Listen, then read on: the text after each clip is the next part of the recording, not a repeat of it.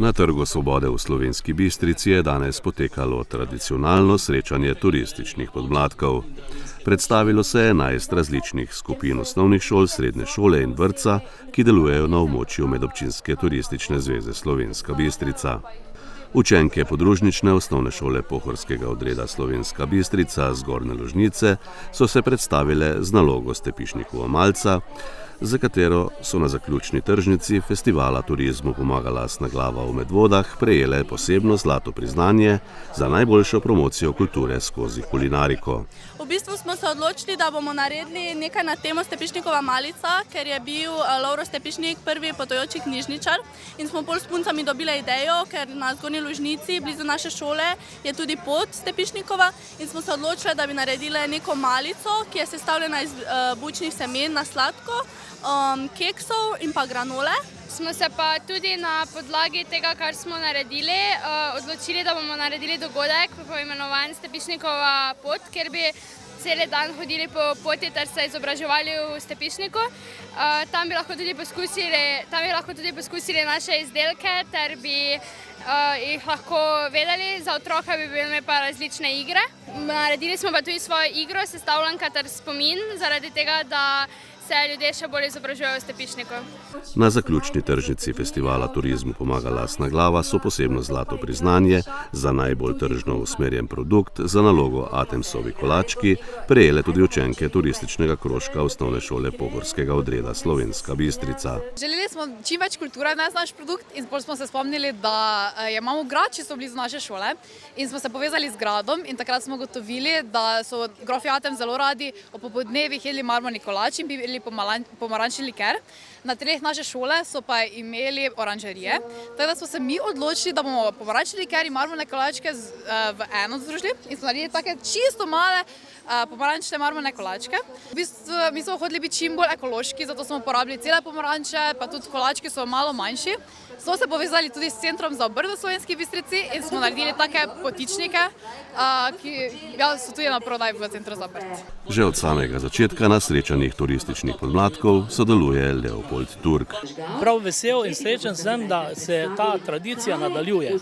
Namreč neke stvari, ki niso tako pomembne, poleg tega je še nekaj. Vedno so tu novi podmladki prisotni in dokazujejo, da so se od prejšnjih nekaj naučili. Seveda brez truda mentorjev in seveda razumevanja ravnateljev, pa tega sigurno ne bi bilo.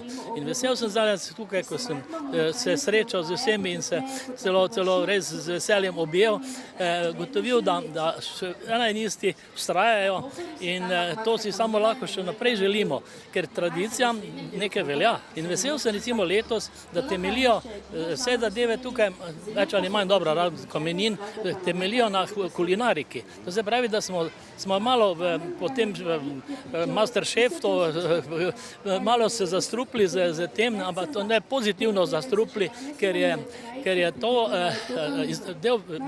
velik del izobraževanja. In to opažam že pri moji predzadnji vnukici, kako rada gleda, mogoče celo v moji prisotnosti in uživa ob kuhanju in tudi se kar podstopi stvari, ki jih seveda z največjim veseljem enostavno najde na Google in kjerkoli.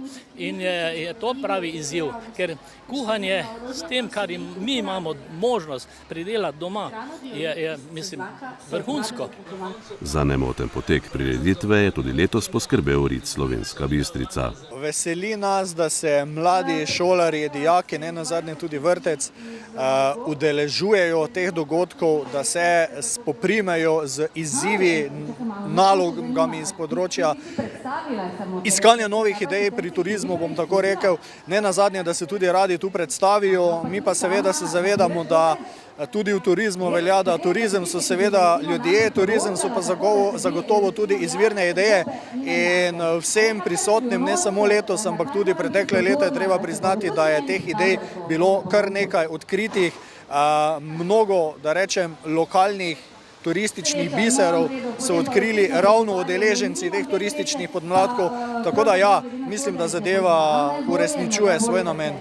Prireditev v okviru projekta Obujena naravna in kulturna dediščina Pohorja, priložnost za trajnostni razvoj, ki ga izvaja občina Slovenska Bistrica, so popestrili tudi s kulturnim programom.